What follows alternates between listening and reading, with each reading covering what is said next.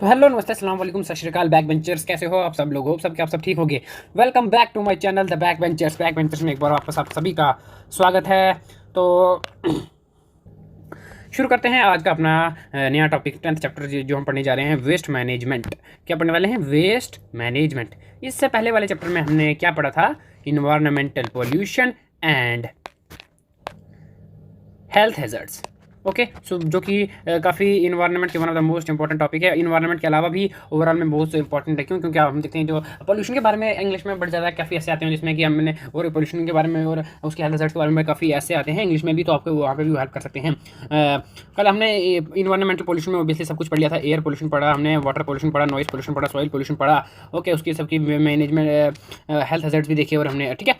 सो काफ़ी अच्छा टॉपिक है, काफ़ी अच्छा इन्फॉर्मेटिव वीडियो थी वो भी। आई होप कि आप सबने देखी हो, अगर नहीं देखी हो तो आप जाके देख सकते हो प्लेलिस्ट में, ठीक है। सो अपना टाइम वेस्ट ना करते हुए हम अपने आज के टॉपिक पे चलते हैं, जिसका नाम है वेस्ट मैनेजमेंट, जो कि हमारा 10th चैप्टर है। तो सबसे पहले हम देखते हैं स्ट्रक्चर क्या होने वाला है आज हमारे चैप्टर का। ओके, सो सबसे फर्स्ट हम ऑब्वियसली इंट्रोडक्शन पढ़ेंगे, उसके बाद है हैजार्डियस वेस्ट पढ़ेंगे कि क्या हैजार्डियस वेस्ट होते हैं, उनका क्या रोल है, ठीक है। उसके बाद कंसेप्ट ऑफ वेस्ट मैनेजमेंट। अच्छा, हमने अभी तक जो ईवीएस है जिसमें हम सबने सब कुछ पढ़ा कि किस तरह से जो ऑब्वियसली ह्यूमन जो है वो डोमिनेटिव है, वो किस तरह से जो इन्वायरमेंट को अपने अकॉर्डिंग चेंज कर सकता है, क्योंकि कहीं ना कहीं वो डोमिनेटिव हो गया है, इतना ज़्यादा उसकी ओवर पॉपुलेशन हो गई है, या इंडस्ट्रियल वेस्ट की वजह से, ओवर पॉपुलेशन की वजह से, या फिर और भी जो फेनोमिना है, या फिर और भी जो एक्टिविटीज़ हैं, जिन एक्टिविटीज़ की वजह से जो इन्वायरमेंट हमारा जो इकोसिस्टम है वो कहीं ना कहीं पोल्यूटेड हो रहा है, वो कहीं ना कहीं हर दिन जो है डिप्लीट हो रहा है। उस डिप्लीशन या फिर उस जो बार बार वेस्ट हम फेंक रहे हुए हैं, जो हम अपना जो वेस्ट है, इंडस्ट्रियल वेस्ट आ गया, या फिर जो ऑर्गेनिक वेस्ट आ गया, जो डोमेस्टिक वेस्ट आ गया, वो हम जो वो ठीक है वो हम उसको किस तरह से मैनेज कर सकते हैं एक प्रॉपर वे में, ताकि हम जो है अपना इन्वायरमेंट को बचा सकें। इस चैप्टर में हम वो पढ़ेंगे। Okay, so concept of waste management ये हो गया। उसके बाद हम पढ़ेंगे डिस्पोजल ऑफ वेस्ट, ठीक है, किस तरह से उसको डिस्पोज ऑफ कर सकते हैं। उसके बाद हम वेस्ट मैनेजमेंट इंडिया में पढ़ेंगे, इंडिया में किस तरह से, इंडिया लेवल में किस तरह से इसका जो है प्रभाव है, किस तरह से जो ये काम करता है। उसके बाद हम पढ़ेंगे effects of improper disposal waste. अब हम मैक्सिमम हम टाइम देखते हैं कि अब 100% में अगर देखा जाए तो 100 में से कोई जहाँ पर भी ज़्यादा टेक्नोलॉजी हो, या फिर जहाँ पर ज़्यादा इतनी एजुकेशन वगैरह हो, या फिर जहाँ पर ज़्यादा इतनी ज़्यादा सोर्सेबल अर्बन सेंटर हो, तो वहाँ मैक्सिमम होता है 70%, या फिर आप अप्रॉक्सिमेटली 40% ले सकते हो। 40% जो वेस्ट है वही इस प्रॉपर वे में डिस्पोज होता है, बाकी जो है वो इम्प्रॉपरली वेस्ट होता है, इम्प्रॉपर तरीके से डिस्पोज होता है, वेस्ट होता है, डिस्पोज। वो कहीं नहीं, आप नदियों में फेंक रहा है, कोई जंगल में फेंक रहा है, ठीक है, कोई पता नहीं है कि किसका क्या करना है, ठीक है। सो उसके क्या क्या इफेक्ट्स पड़ेंगे वो हम पढ़ेंगे, इफेक्ट्स ऑफ इम्प्रॉपर डिस्पोजल में, ठीक है। सो करते हैं स्टार्ट अपना आज का टॉपिक। आई होप कि आप सभी वीडियोस को पूरा देखते होंगे और कुछ ना कुछ हमेशा नोट भी करते रहेंगे साथ साथ में, क्योंकि बहुत ज़्यादा इन्फॉर्मेटिव है, और इन्फॉर्मेटिव के अलावा भी जो बहुत ज़्यादा ज़रूरी है ये, क्योंकि हम अपने इन्वायरमेंट के लिए क्या कर सकते हैं, हमको ज़्यादा से ज़्यादा योगदान देना चाहिए। ओके, सो पिछले चैप्टर में हमने यही पढ़ा था कि इन्वायरमेंटल पोल्यूशन के क्या क्या होता है, उसके फैक्टर्स क्या क्या हैं, और इस चैप्टर में हम पढ़ेंगे कि जो वेस्ट है उसको किस तरह से हम प्रॉपर तरीके से उसको डिस्पोज ऑफ कर सकते हैं, और इन्वायरमेंट को कम से कम डैमेज करके, कम से कम हार्म करके हम उसको मैनेज कर सकते हैं। ओके, हम सभी को पता है जो भी लिविंग ऑर्गेनिज्म है, चाहे आप इंसान ले लो, ओके, चाहे आप एनिमल ले लो, ओके, या फिर चाहे आप प्लांट ले लो, तो इन सभी को अपना जीवन जीने के लिए क्या चाहिए होता है? खाना चाहिए होता है, फूड चाहिए होता है, एनर्जी चाहिए होती है। और आपको पता ही है एनर्जी, जब भी हम एनर्जी बात, या फिर जब हम फूड की बात करें, तो जब भी हम फूड यूज़ करते हैं, या फिर जब हम अपने लिए खाना बनाते हैं वगैरह हैं, ओके, चाहे वो हम हो गए, एनिमल्स हो गया, तो वेस्ट जो है वो हमेशा जनरेट होगा ही होगा, ठीक है। आप सब्जी ला रहे हो घर पे, आप दुकान से सामान ला रहे हो, आप कोई बड़ी चीज़ खरीद के ला रहे हो, आप चिप्स ला रहे हो, आप कोई भी खाने वाली चीज़ ला रहे हो जो कि कहीं ना कहीं पॉलिथीन में रैप है, ठीक है। सो जैसे आ गया लेज, राइट। अब इसके अंदर वाले जो लेजेज हैं वो आप खा लोगे, ठीक है, लेकिन जो इसके बाहर का जो रैपर है कहीं ना कहीं वो एक वेस्ट के तौर पे हो गया, राइट। सो जो ह्यूमन बीइंग है उसको अपने डे टू डे लाइफ के लिए, सर्वाइविंग के लिए जो है एनर्जी जरूरी है, खाना खाना जरूरी है, लेकिन खाना खाने के प्रोसेस में वेस्ट जो है वो जनरेट होगा। ओके, सो जो इंडस्ट्रीज, अब इंडस्ट्रीज को भी तो चलाना है, कहीं ना कहीं इंडस्ट्रीज को भी वर्क करना है, तो इंडस्ट्रीज भी है जो अपना काम करने के लिए रॉ मटेरियल यूज़ करती है, कच्चा माल यूज़ करती है। अच्छा, अब जैसे कि कोई इंडस्ट्री हो गई, वो शुगर की इंडस्ट्री है, तो ठीक है, सबसे पहले गन्ना यूज़ करेगी, ठीक है, फिर गन्ने को कन्वर्ट करके उस चीनी में या फिर आप शुगर में बोल सकते हो, शुगर में कन्वर्ट करेगी, ठीक है। सो उसके बाद जो उसका जो गन्ने का जो फर्स्ट लेवल जो डंडा होगा, राइट, जो एसिस्टिक होती है जिसमें रस होता है, वो जब वो रस बाहर निकल जाएगा तो वो जो स्टिक है वो वेस्ट रह जाएगी, ठीक है। सो इंडस्ट्रीज भी हैं जो है वो भी रॉ मटेरियल को यूज़ करके अपने जो प्रोडक्ट बनाती हैं, तो उसमें भी वेस्ट जनरेट होता है, और कभी कभी वो वेस्ट जो रॉ मटेरियल है उससे ज़्यादा हो जाता है, कभी ना कभी जो वेस्ट इतना हो जाता है कि जितना हमने रॉ मटेरियल लिया था, मतलब 50% than raw material. Okay, so next is पढ़ते हैं, हमारा फर्स्ट टॉपिक है हैजार्डियस वेस्ट। तो हैजार्डियस वेस्ट पढ़ने से पहले हम एक बार यहाँ देख लेते हैं। देखो यहाँ पर बताया हुआ है, बहुत अच्छी इन्फॉर्मेशन दी है साइड पे। The 4 broad categories of garbage. आप ये नोट करने वाला पॉइंट है, आप सब नोट कर सकते हैं कि गार्बेज की 4, जहाँ पर 4 ब्रॉड कैटेगरी दी गई है। कौन कौन सी दी गई है 4 ब्रॉड कैटेगरी? फर्स्ट है ऑर्गेनिक वेस्ट, सेकंड है रिसाइक्लेबल, थर्ड है सॉलिड, और फोर्थ है टॉक्सिक वेस्ट। ये गार्बेज की 4 ब्रॉड कैटेगरी से देखते हैं क्या क्या होता है। ऑर्गेनिक वेस्ट में ऑब्वियसली किचन का वेस्ट आ गया, वेजिटेबल्स, फ्लावर्स आ गए, लीव्स या हम जब फ्रूट्स खाते हैं, केला वगैरह खाया उसका छिलका, तो उसको बोलते हैं ऑर्गेनिक वेस्ट। ओके, सो रिसाइक्लेबल वेस्ट हो गया paper, glass, metals and plastic. Obviously जब आपने देखा होगा कि अगर आपके घर में जब कागज़ वगैरह या फिर अखबारें ज़्यादा होती है, या फिर गत्ते हो गए, या फिर प्लास्टिक की होगी कोई चीज़, तो रद्दी वाला या फिर पेपर वाला आता है लेने के लिए, वो रिसाइकिल होती है। ठीक है, इसका मतलब उससे क्या होता है कि वो रिसाइकिल है। ऑर्गेनिक होती है वो मतलब जो वापस मिट्टी में मिल जाती है, जिसकी वापस खाद वगैरह बन जाती है, जिसको आप मेन्यू के टाइप यूज़ कर सकते हो। अगर आपके घर में जो फ्रूट्स या वेजिटेबल्स हो गए, उसके जो वेस्ट आप देखा होगा कि घर के बड़े जो होते हैं उनको कहीं ना कहीं आप खेतों में या पेड़ों के पास भी डाल सकते हो। ओके, ऑर्गेनिक तो उनसे कहीं ना कहीं इतना ज़्यादा नुकसान नहीं पहुंचता है इन्वायरमेंट को। उसके बाद है solid waste.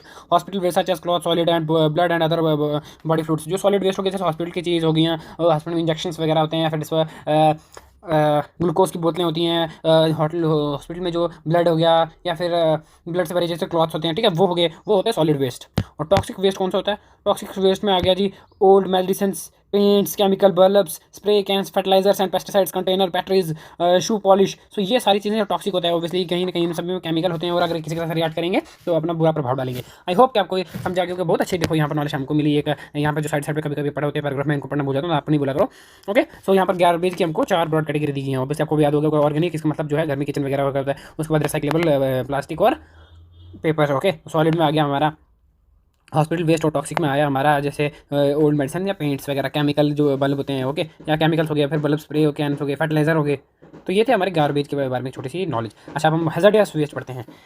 Every day million of tons of municipal solid waste, industrial waste and biomedical waste is generated in our country. This is valuable material and energy source if recycled and reused. अच्छा, so अगर बात करते हो तो अभी population आप India में, अगर इंडिया की बात करो तो इंडिया अभी आपको पता होना चाहिए कि इंडिया जो है पॉपुलेशन में वर्ल्ड पे नंबर 1 पे आ चुका है इस टाइम तक। ओके, सो आप देख सकते हो कि कितनी ज़्यादा पॉपुलेशन होगी। 133 करोड़, तो पता नहीं कब थी, आई थिंक अभी नई जनसंख्या जो गणना वो नहीं हुई, बिल्कुल अभी नई अपडेट नहीं आए हुए। तो फिर भी सोच सकते हो आप 135 करोड़ लोग, इतने करोड़ लोग हैं, 135 से भी ज़्यादा करोड़ लोग हैं। तो अगर हर घर से मतलब अगर आप 1 kg या फिर 1 kg भी निकालोगे तो कितना ज़्यादा वेस्ट, मतलब ये सोचने में मतलब इतना ज़्यादा वेस्ट। आप सोचो इतने ज़्यादा वेस्ट को कहाँ डंप करते होंगे, किस जगह पर डंप करते हो? इतनी ज़्यादा पॉपुलेशन है यहाँ पर, वहाँ घर वगैरह हैं, कहाँ वेस्ट उसको डंप करेंगे? ऑब्वियसली अगर इन्वायरमेंट में ही करना पड़ेगा, तो इन्वायरमेंट पर करेंगे तो ऑब्वियसली उस पर अफेक्ट पड़ेगा इन्वायरमेंट पे। Okay, so but the thing is कि अगर इतने सारे वेस्ट में भी जो है ब्लड कर लेते हैं, कुछ सॉलिड हो गया, कुछ टॉक्सिक हो गया, लेकिन जो दो हैं ऑर्गेनिक और रिसाइकल वाला वेस्ट, ठीक है, तो आप अगर इन दोनों, ये दोनों बहुत वैल्यूएबल हैं, अगर इन दोनों को वापस से रिसाइकल और रीयूज़ किया गया तो हम इन्वायरमेंट के लिए काफ़ी मदद कर सकते हैं, इन्वायरमेंट के लिए एक रिस्पॉन्सिबल सिटीजन का काम कर सकते हैं। तो हमको कोशिश करनी चाहिए आप सभी को कि जो ऑर्गेनिक या फिर जो रिसाइकल वेस्ट होता है उसको रीयूज़ कर सकें। ओके, सो जब हम इन्वायरमेंट पढ़ते हैं, अभी तक वो ऐसे आया नहीं, जब हम 8th में या 9th में जब हम पढ़ते हैं ओवर इन्वायरमेंट, तो उसमें बताया जाता है 3R के बारे में बताया जाता है। आई होप कि आपको 3R पता होगा। 3R formula: reuse, reduce and recycle. So ये 3 तरीके हैं इन्वायरमेंट को बचाने के लिए। अच्छा, उसके बाद म्यूनिसिपल सॉलिड वेस्ट क्या होता है?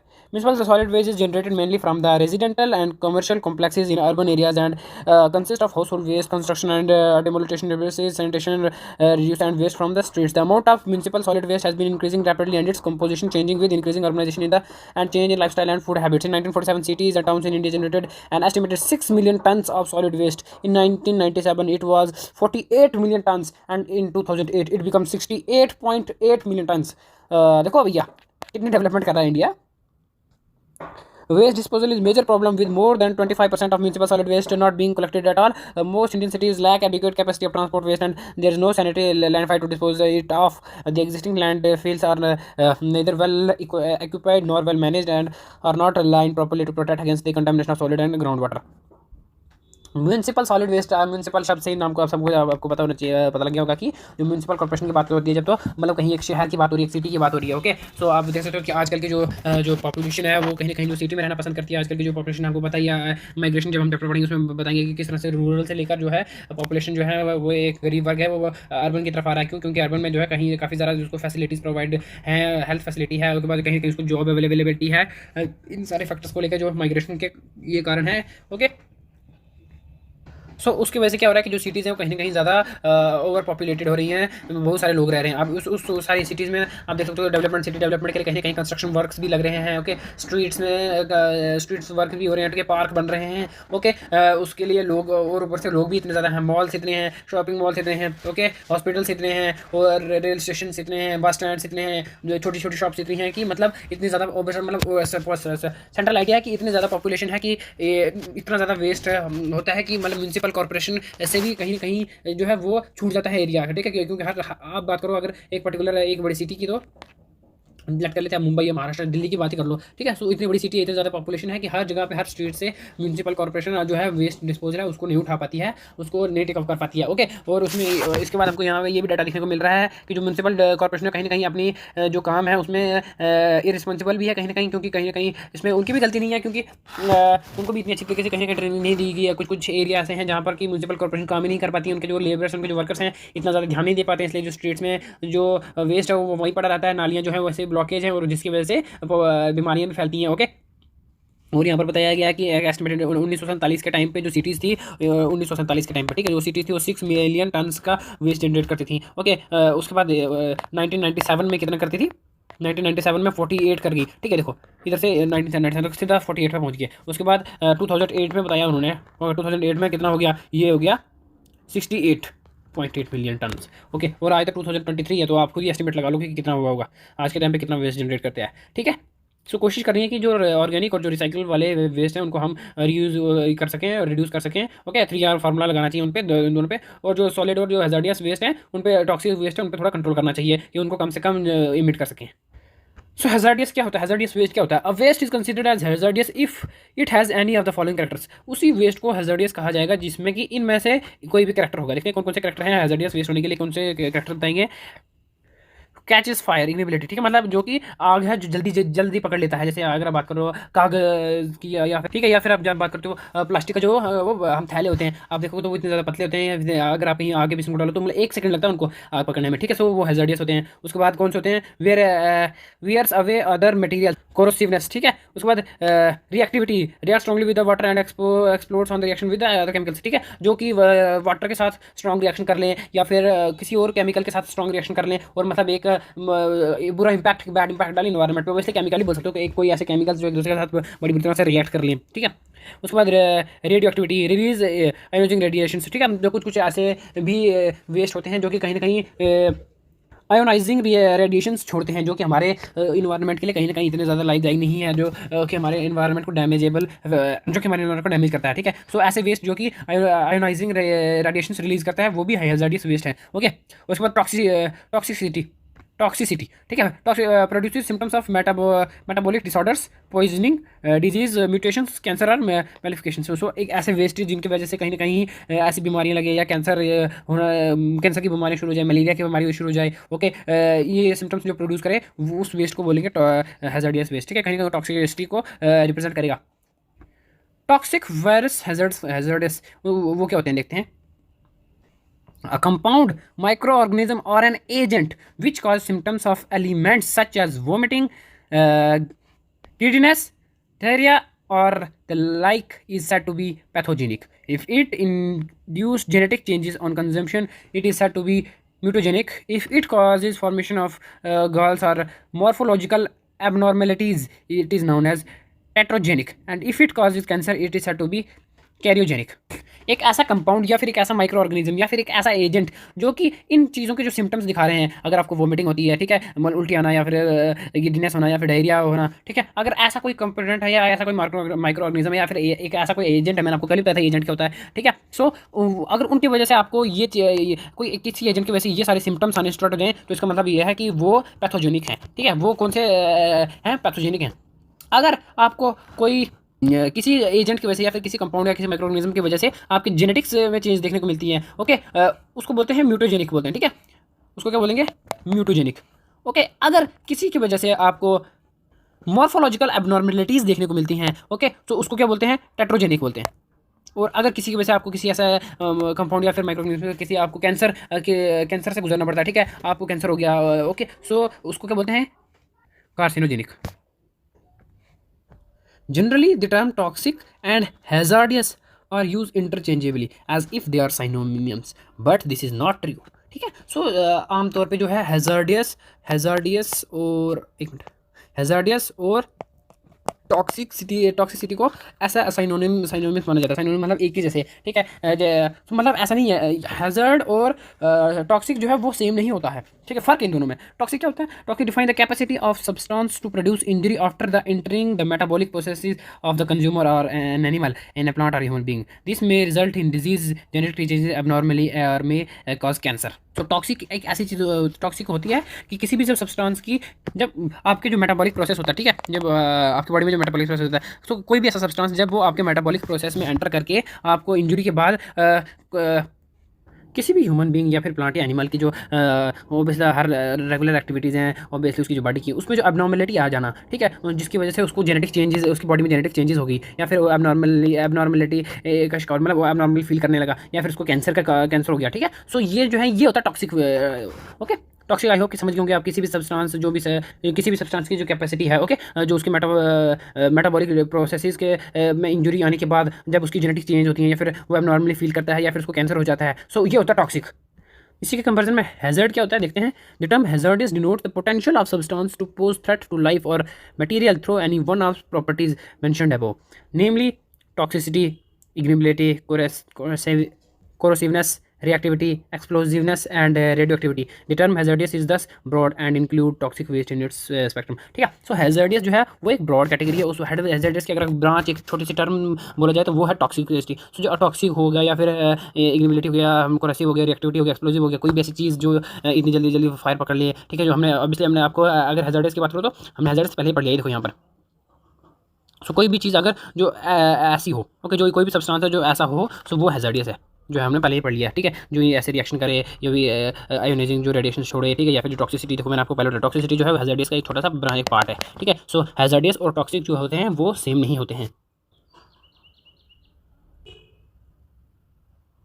ओके, सो अब हम पढ़ेंगे वेस्ट मैनेजमेंट का कंसेप्ट क्या है। ओके, उससे पहले अब हम एक बार वापस से देख लेते हैं। यहाँ पर बड़ी चीज़ बताई है कि रिसाइकलिंग जब हम करते हैं तो उसके कुछ बेनिफिट्स हैं। आई होप कि आप अपने नोटबुक के साइड पे नोट करेंगे जो रिसाइकलिंग के बेनिफिट्स क्या होते हैं। सबसे फर्स्ट क्या है, कंजर्व रिसोर्स। ऑब्वियसली हम रिसाइकिल करेंगे तो वो चीज़ वापस बन के आएगी और उससे क्या होगा, रिसोर्स कंजर्व होगा, उसके बाद सेव एनर्जी होगी। ठीक है, prevents emission of many green house gases. Obviously अगर आप वही चीज़ यूज़ करोगे तो कहीं ना कहीं उसको बनाने में जो CO2 गैसेज इमिट होती हैं वो नहीं होगी। Okay, supply is valuable raw materials to industry, क्योंकि अगर आप बात को एक पेपर की तो नहीं, तो उसके लिए फिर वापस पेड़ काटना पड़ेगा, फिर उसको पूरे प्रोसेस करके फिर पेपर बनाना। लेकिन अगर आपके पास घर में ज़्यादा रद्दी वगैरह पड़ी है जिसको आप यूज़ नहीं करते, अगर वही आप इंडस्ट्री को देते हो तो डायरेक्टली आप इंडस्ट्री जो वही पेपर यूज़ करेगी, तो मतलब कहीं ना कहीं जो वैल्यूएबल रॉ मटेरियल हो गया उसके लिए। Okay, stimulates the development of green technologies, reduce the need of new landfills and inclination। obviously जो उनको जो न्यू लैंडफिल्स चाहिए या उनकी जो ज़रूरत है वो कम कर देगा। Create job, obviously new job creates होंगी। आप बात कर सकते हो कि जो रिसाइकलिंग का जो काम है वो बढ़ जाएगा। ठीक है, लोग जो है वो रिसाइकिल करना स्टार्ट कर देंगे, जिसके लिए जैसे रद्दी वाला हो गया, ओके, उसके उसको जॉब मिल जाएगी कहीं ना कहीं। सो ये तरीके थे किस तरह से हम जो है रिसाइकिल कर सकते हैं, बट रीयूज़ किस तरह से करते हैं ये भी देख लेते हैं अभी एक बार। Okay, so various ways of using the turn empty jars into containers for left over food और pots for growth of plant.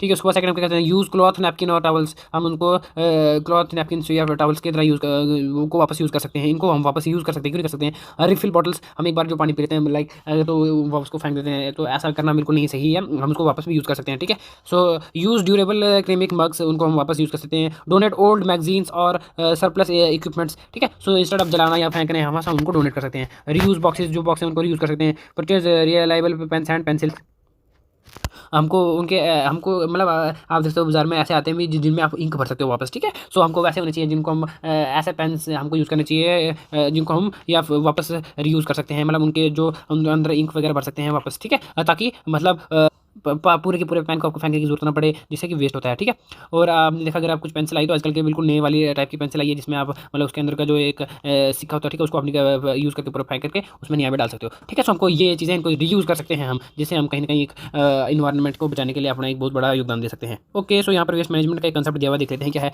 Hazardous waste. I hope कि आपको हैजर्डियस वेस्ट और टॉक्सिक वेस्ट में समझ आ गया होगा। ओके, टॉक्सिक जो है वो है छोटे लेवल पे है, ठीक है, लेकिन हैजर्डियस होता है मतलब बड़े लेवल का। हैजर्डियस के अंदर भी टॉक्सिक आता है। ठीक है, जो टॉक्सिक वेस्ट होते हैं वो भी हैजर्डियस होते हैं। जो उसके बाद रेडियो एक्टिविटी है, फिर जो रिएक्शनरी है, ठीक है, जो केमिकल्स हैं वो सारे हैं जो वो होते हैं, ये सारे होते हैं, ये होते हैं hazardous waste.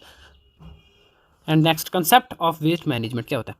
Hazardous waste have become an important environmental and public health issue which concern many countries in the world. In modern framework of hazardous waste management, a four pronged strategies has been adopted. ठीक है, सो आज के time पे हम देखते हैं जो hazardous waste है वो कहीं ना कहीं एक बड़ी ज़्यादा मुसीबत या सिरदर्द बोल सकते हो आप, या फिर एक बहुत बड़ी मुसीबत बन चुका है, क्योंकि जैसे जैसे पब्लिक बढ़ रही है ऑब्वियसली जो वेस्ट जनरेट होगा, हम जैसे हमने पहले पढ़ा इंट्रोडक्शन में कि जैसे जैसे पब्लिक बढ़ेगी अपना जैसे जैसे वो चाहे फूड यूज़ करेगी, उसकी बेसिक नीड्स के लिए अपने जो रिसोर्सेज यूज़ करेगी, तो वेस्ट जो है वो जनरेट होगा ही होगा। लेकिन अब इतनी जो बड़ी बड़ी चाहे डेवलप या अंडर डेवलपिंग कंट्री की नहीं, बड़ी बड़ी जो डेवलप्ड कंट्री उनके लिए भी बहुत बड़ा ये इशू बना हुआ कि किस तरह से जो है वेस्ट है उसको हम वापस से रिड्यूस कर सकें, मतलब जो वेस्ट है उसको कम कर सकें और किस तरह से उसकी मैनेजमेंट कर सकें सही तरीके से। ओके, सो अब हम देखते हैं यहाँ पर फाइनली जो कि आई होप कि आप सही ये स्ट्रेटजी जो है अपनी सारी लाइफ में भी यूज़ करोगे। ओके, सो देखते हैं कि हैजर्डियस वेस्ट को कम मैनेज करने के क्या क्या तरीके बताए हैं यहाँ पर। ओके, क्या है minimising the quantity of waste. ठीक है, ऑब्वियसली जो हम वेस्ट है उसको क्वांटिटी ही कम कर देंगे, जो हम जितना वेस्ट फैला रहे हैं उसको उतना ही कम कर देंगे। मतलब अगर कोई कहीं से एक जगह से जो है वेस्ट कितना जनरेट हो रहा है, वेस्ट हो रहा है, अगर लेट कर लेते हैं एक घर से 3 kg पर डे, सो हम उसको कितना कर देंगे 1.5 kg कर देंगे, राइट। सो उसको फर्स्ट बात है कि उसकी जो क्वांटिटी है वही कम कर देंगे, सो उससे वेस्ट कम जनरेट होगा। ठीक है, सेकेंड है रिसाइकलिंग ऑफ इंडस्ट्रियल वेस्ट। जो भी वेस्ट है इस जैसे 3 kg में जो भी वेस्ट है या फिर 1.5 kg में जो भी वेस्ट होगा, जो रिसाइकलेबल होगा, जैसे जो पेपर हो गया या फिर हमने जो ऊपर पढ़ा, ठीक है, जो प्लास्टिक हो गया, ठीक है, या फिर और भी जो चीज़ें होगी गत्ते वगैरह हो गए, ठीक है, पेटी के जो हार्ड कापीज़ हो गई हैं, ठीक है, वो सब जो रिसाइकलेबल वेस्ट है, जो भी ऑल रिसाइकलेबल वेस्ट है उसको हम इंडस्ट्री में जाके रिसाइकिल कर देंगे। ठीक है, उससे भी कम जो वेस्ट होगा वो कम वेस्ट जनरेट होगा। ओके, ट्रीटमेंट ऑफ वेस्ट, जो वेस्ट है उसको अच्छी तरीके से ट्रीटमेंट का मतलब ये नहीं उसका इलाज करेंगे, बट उसको एक अच्छी तरीके से प्रॉपर तरीके से एक जगह पे रखेंगे, उसको एक तरह से प्रॉपर तरीके से डिस्पोज करेंगे। ओके, उसके बाद क्या है collection, transport and disposal of waste in environmental friendly manner, the generalise scheme of recycling is given. अच्छा, सो जो भी वेस्ट होगा हम उसको कलेक्ट करेंगे एक जगह पे, ओके, उसको एक ट्रांसपोर्टेशन के द्वारा उसको एक फ्रेंडली इको फ्रेंडली माहौल में जाके डंप कर सकते हैं। देखते हैं किस तरह से।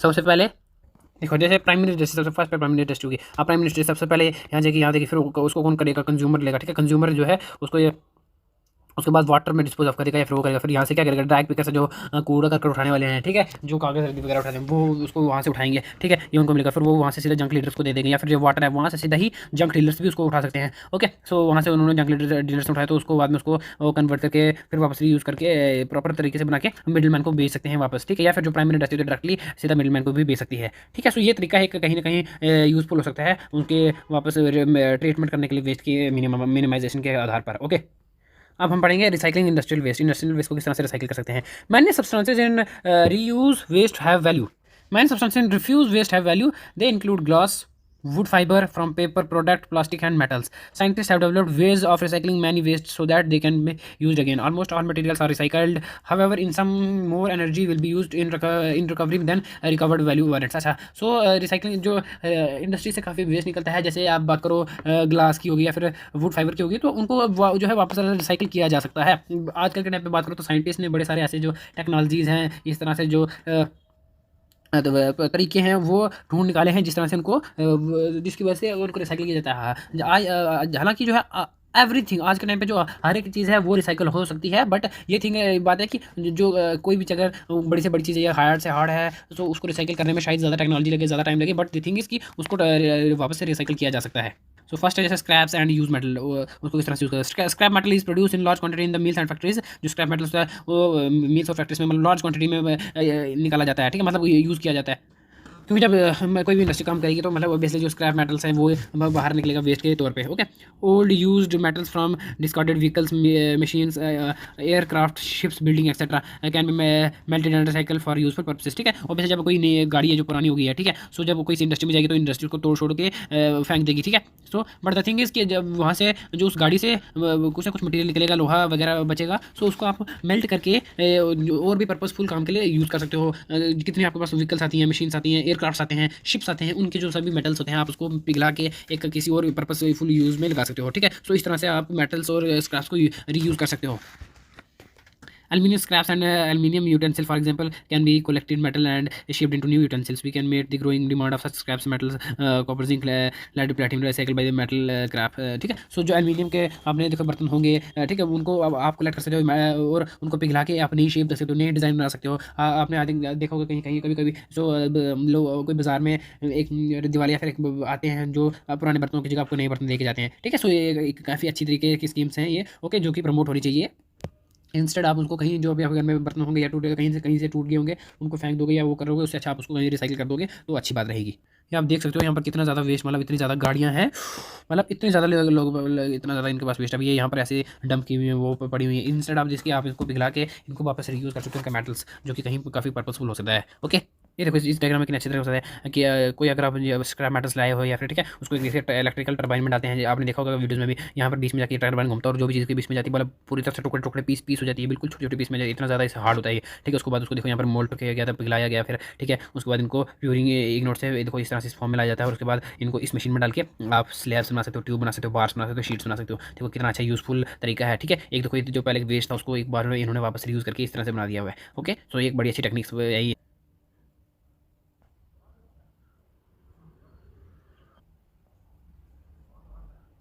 ट्रीटमेंट ऑफ हैज़ार्डियस वेस्ट हमने देखा कि जब हमने अभी ये देखा था कंसेप्ट ऑफ वेस्ट में, उसमें हमने देखा कि ट्रीटमेंट ऑफ हैज़ार्डियस वेस्ट. अब हम देखेंगे कि किस तरह से हैज़ार्डियस वेस्ट को ट्रीट किया जाता है, किस तरह से उसको हमने ट्रीटमेंट देना है. मतलब है कि उसको किस तरह से उसको कलेक्ट करके ट्रांसपोर्ट करके डंप करना है. Okay. After material recovery the waste water containing hazardous waste chemical compound should be detoxified and neutralise through treatments. There are many technique available in the treating hazardous waste before they ultimately dispose of. Their aim is to modify the physical and the chemical property of waste so that they are rendered harmlessly. Selection of treatment process depend on the many factors such as the nature of waste, the desired characteristic of the output stream, and economic and energy considerations. The treatment technologies can be divided into following groups: physical treatment, chemical treatment.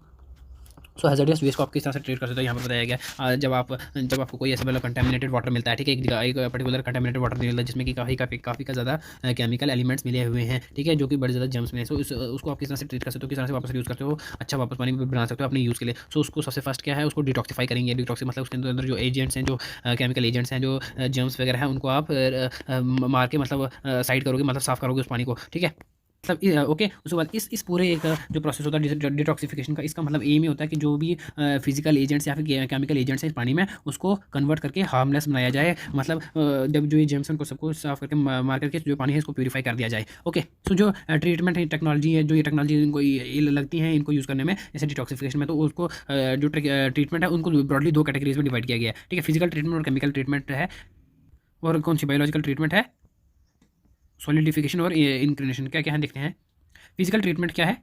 Physical treatment this is conducted using various methods such as phase separation. Phase separation includes three steps, namely lagoning, prolonged storage in the tanks, and sludge drying in the beds. Lagoning and tank storage are collectively used to separate particulate impurities. अच्छा, इसमें मतलब ये है कि जो भी particular आपके पास content आया, जो भी आपके पास मशीन या फिर जो भी आपके पास बड़ी ज़्यादा क्वांटिटी में जो रॉ मटेरियल आया हुआ है, रॉ मटेरियल का मतलब समझ रहे हो, कोई गाड़ी आई है या बहुत बड़ी मशीन का डब्बा आया हुआ है, सो आप उसको फिजिकली सेपरेट करना है, तोड़ के अलग करना है. ओके.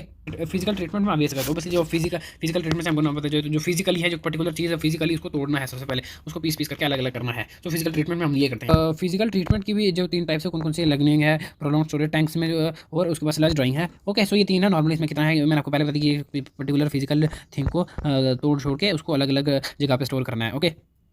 उसके बाद केमिकल ट्रीटमेंट में क्या जाता है, this is used to facilitate complete breakdown of hazardous waste and more used to modify chemical properties of the waste, reduce water solubility and neutralise acidity और alkalinity. The technique involve oxidation, chemical reduction, neutralise heavy metals, precipitation, salt by separation of solvent. अच्छा. So इसमें क्या है कि जो भी particular चीज़ हमने treatment जो वेस्ट चीज़ लाई हुई है उसको अब हमने वापस यूज़ करना है, उसको अच्छा बनाना है. उसके लिए जब फर्स्ट है आपने सेपरेशन फिजिकल ट्रीटमेंट से उसका सेपरेशन कर दिया. उसके बाद आपको क्या करना, उसको केमिकल ट्रीटमेंट करना, उसमें केमिकल मिला के, ओके, उसको उसमें जो ये सारे केमिकल्स डाल के उसको मॉडिफाई करके उसके अंदर जो सॉल्युबिलिटी है, उसके अंदर जो एसिडिटी सॉरी एल्केनिटी है, ठीक है, उसको पूरी तरह से न्यूट्रलाइज करना है. ओके.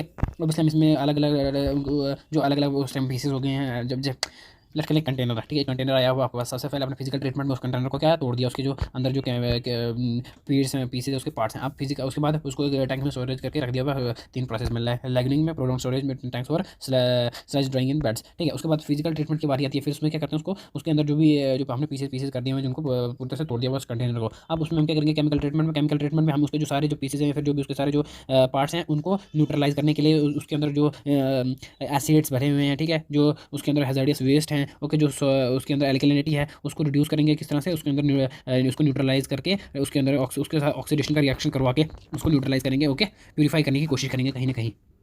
और बायोलॉजिकल ट्रीटमेंट क्या होती है वो देखते हैं। Biological treatment, gross impurities obtain from the treatment of sewage and और collected known as sludge which is given biological treatment before disposal. This is known as sludge processing, which has been become important since improvement in the industrial wastewater management. This typical technology for sludge processing include condition digestion, composition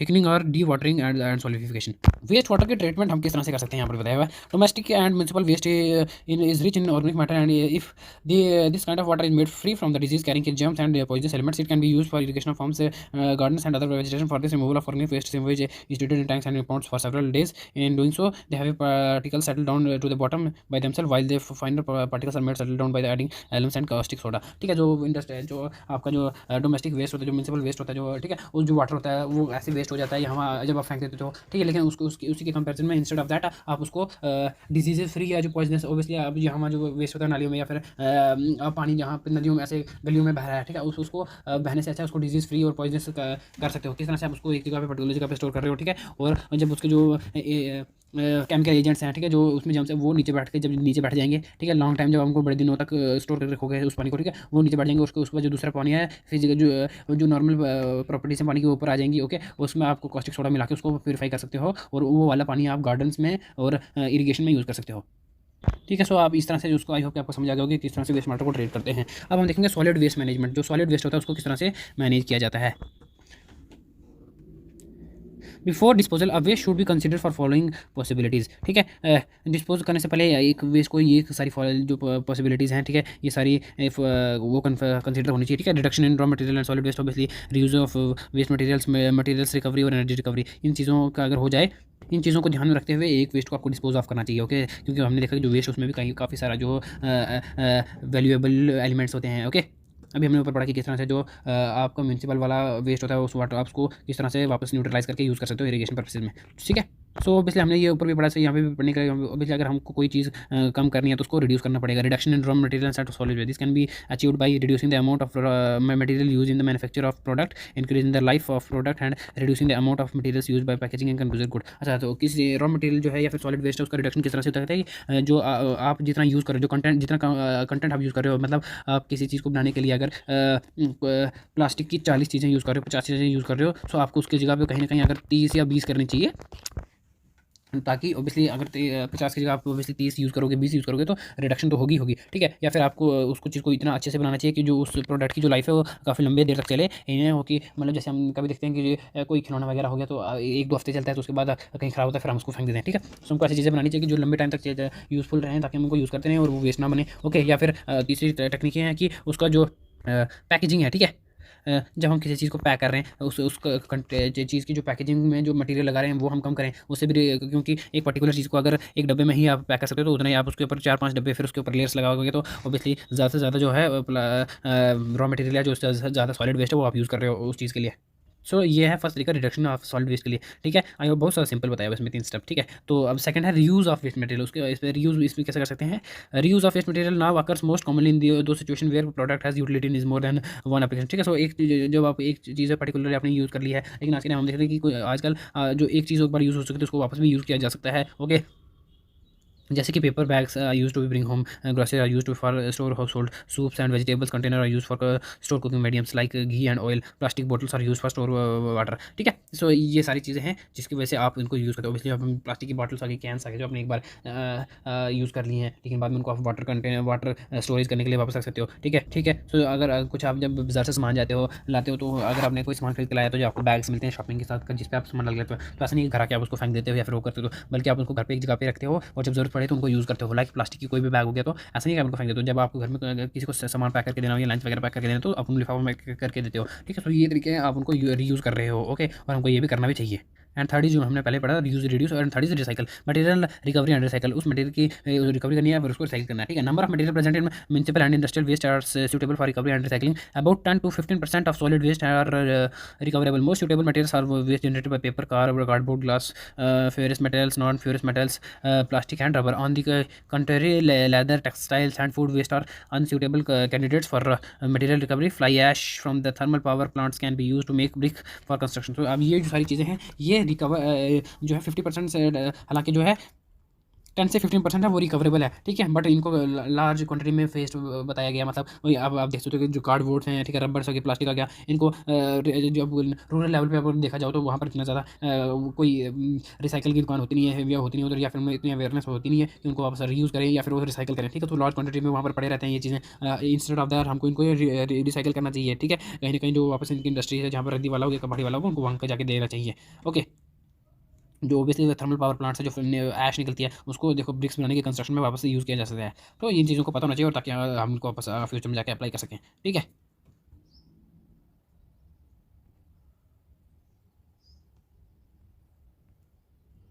सो अब हम next पढ़ेंगे disposal of waste. तो ये तो हमने treatment of देखा waste की, solid waste को किस तरह से ट्रीट करें। अब डिस्पोज ऑफ किस तरह से कर सकते हैं। ठीक है, as cities grow in the size with the raise in population, the amount of waste generated will increase. The local corporation in cities adopt disposal of waste. In this process tremendous scope exists for reducing, reusing and cycling waste as shown. हमने जैसे देखा जो cities हैं obviously दिन ब दिन बढ़ती जा रही है, पॉपुलेशन बढ़ती जा रही है। ओके, और वेस्ट जो भी है वो भी जितना हर दिन बढ़ रहा है, जितना हर दिन था उससे हर दिन बढ़ता जा रहा है, क्योंकि हर दिन ऑब्वियसली जो लोग हैं वो ज़्यादा से ज़्यादा रिसोर्सेज यूज़ करते जा रहे हैं। सो जो है रीयूज़, रिसाइकल और रिड्यूस का जो स्कोप है वो कहीं ना कहीं खत्म हो रहा है। और हमको ये यूज़ करने चाहिए तीनों, और रीयूज़, रिड्यूस, रिसाइकल, ये हमको ये तीनों यूज़ करने चाहिए, तभी हमारा जो है वेस्ट वो है वो अच्छे तरीके से मैनेज हो पाएगा। Okay, among the various categories of waste, hospital waste like solid bandages, disposal of cultures, anatomical waste, chemical waste, discarded medicine, process, grave environmental waste. This waste is highly infectious and needs to be managed in scientific manner. Obviously जो hospital से निकलता है कहीं काफ़ी infections waste होता है वो, क्योंकि कहीं ना कहीं जो लोग बीमार होते हैं, अब ऐसा नहीं है कि जो लोग बीमार तो कोई गलत बात हो गई या फिर उनको छूना भी गलत है या फिर वो वाला वेस्ट, उस वेस्ट को हम इसलिए इतने ज़्यादा वो लेते हैं क्योंकि जो है कहीं ना कहीं वो वेस्ट जो है वो इन्फेक्शस हो सकता है, क्योंकि उसके साथ जो कोई बंदा बीमार है अगर वो लोकल किसी के कॉन्टैक्ट में आ गया तो उसको भी वो बीमारी लग सकती है। तो इसलिए जो भी हॉस्पिटल का वेस्ट निकलता है, जो कहीं ना कहीं जम्स होते हैं वेस्ट पे, उसको बहुत अच्छी तरीके से बहुत केयरफुली डिस्पोज करने की ज़रूरत है, नहीं तो जो वो दूसरे लोगों को भी नुकसान पहुंचा सकता है। Okay, the final disposal of hazardous waste also need to be carefully planned. There are 4 different ways in which hazardous waste can be finally disposed. Therefore different ways are followed. अच्छा, जो लास्ट पे जो final disposal है होता है hazardous waste का, मैंने आपको पहले hazardous waste सबको बता दिया कौन कौन से कैरेक्टरिस्टिक होते हैं। ठीक है, टॉक्सिसिटी, रिएक्शनरी होते हैं, केमिकल एजेंट्स होते हैं। ठीक है, उन सबको जब लास्ट जो फाइनल डिस्पोजल दे सकते हैं हम उसमें जो इन्होंने 4 कैटेगरी दी हुई है। कौन कौन सी 4 कैटेगरी दिखते हैं ये देख सकते हो। Landfill disposal, incineration, dumping eight सी, अंडरग्राउंड डिस्पोजल। ये फाइनल है, इन 4 तरीकों से हमको उनको डिस्पोज ऑफ करना चाहिए। We shall not discuss in the disposal of method. देखते हैं हम यहाँ पर, देखो ये डायग्राम बहुत ज़्यादा इंपॉर्टेंट है। आपको जब भी अगर वेस्ट मैनेजमेंट ट्रीटमेंट के बारे में आए तो आपको ये यूज़ करना चाहिए। 100% बहुत ज़्यादा अच्छा आपका एक इफेक्ट देगा। ठीक है, सो देखिए अगर हम म्यूनसिपल सॉलिड वेस्ट जब यहाँ से जैसे निकल रहा है तो इसको आप किस तरह से ट्रीट करो। सबसे पहले सेग्रीगेटेड सोर्सेज, ठीक है, उसको अलग अलग एक जो उसके जो आगे आने वाले सोर्सेज हैं किस तरह से कहाँ का वेस्ट है, क्या ऑर्गेनिक वेस्ट है, रिसाइकलेबल वेस्ट है, हैजर्डियस वेस्ट है, टॉक्सिक वेस्ट है, हमको उसमें पहले उसको डिवाइड करना पड़ेगा उस वेस्ट को। ठीक है, अगर रिसाइकलेबल वेस्ट है तो जो भी म्यूनसिपल का वेस्ट है उसको रिसाइकलेबल वाले में डालना चाहिए, ऑर्गेनिक है तो उसको ऑर्गेनिक में डालना चाहिए, इंटरडेब्रिस है तो उसको यहाँ पर डालना चाहिए, हैजर्डियस है तो उसको हैजर्डियस वाले में डालना चाहिए। ओके, उनकी कैटेगरी बनानी है। अब कैटेगरी बना दी, उसके बाद हैजर्डियस वेस्ट में भी 2 टाइप्स आगे देखने मिलती हैं, नॉन कंबेशनेबल या कंबेशनेबल वेस्ट है वो। अगर नॉन कंबेशनेबल वेस्ट है उसको ग्लास मेटल बन सकता है।